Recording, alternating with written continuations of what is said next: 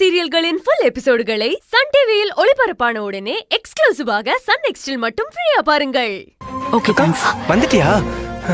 என்னடா டாக்டர் வந்துட்டு போறாங்க. நீ வரலன்னதும் அத்தைக்கு உடம்பு முடியாம போயிருச்சு. என்னடா சொல்ற? அம்மா எங்க இருக்காங்க? எல்லாரும் மேலதான் இருக்காங்க. வா. நீ எதுக்கும் டென்ஷன் ஆகாத. அம்மா அம்மா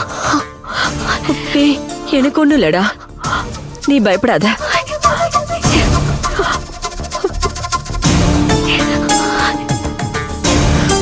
எங்கம்மா போன? நைட்டு ஏன் வரல? உனக்கு ஒண்ணும் இல்லையே? எனக்கு ஒண்ணும் இல்லம்மா. உங்க உடம்பு எப்படி இருக்கு? என்னடி வந்துட்டா? நீ முதல்ல அமைதியா இரு. நீ வரலங்கிற பயத்துல பிரஷர் ஜாஸ்தி ஆயிடுச்சுமா. அனாமிகா, அப்பா அது இருக்கட்டும். ஏம்மா நைட்டு நீ வீட்டுக்கு வரல? நைட்டே நீ அங்க இருந்து கிளம்பிட்டதா உன் பாஸ் போன்ல சொன்னாரு. கிளம்பிட்டேன்ப்பா, ஆனா வர வழியில மாட்டிக்கிட்டோம். மாட்டிக்கிட்டீங்களா?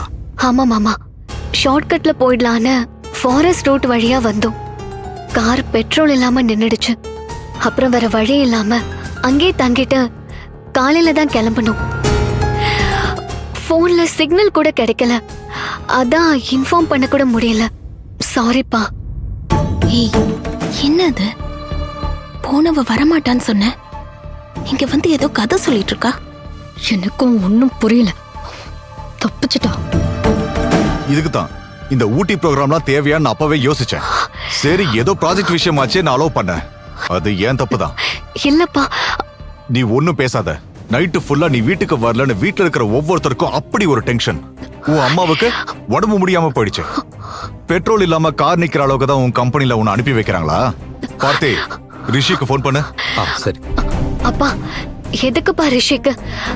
நான் சொல்றத கேளுங்கப்பா. ரிங் போகுது. இந்தாங்க மாமா. ஹலோ.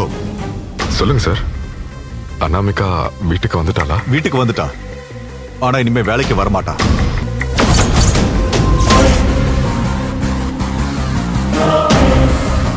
என்ன சொல்றீங்க சார்? ஏன்னா நேத்து நைட்டு ஃபுல்லா கார்ல பெட்ரோல் இல்லாம என் பொண்ணு காட்டுல தனியா இருந்திருக்கா.